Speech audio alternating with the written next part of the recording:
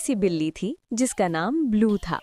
Blue दिन भर सोफे पर सोया करती थी और एक नन्हा सा शरारती चूहा था जिसका नाम चीकू था। चीकू को पनीर बहुत पसंद था।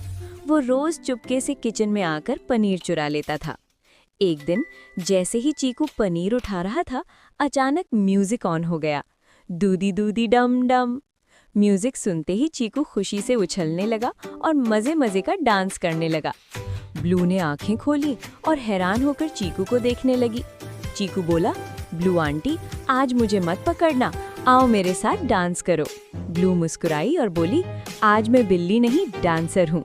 फिर क्या था, ब्लू भी डांस करने लगी। दोनों ने किचन में ऐसा डांस किया कि चम्मच प्लेटें भी खुशी से तालियां बजाने लगीं। सब हंसने लगे। थोड़ी देर बाद दोनों थक कर बैठ गए और चीकू ने पनीर आधा आधा बांट लिया। ब्लू और चीकू अच्छे दोस्त बन गए और खुशी खुशी रहने लगे।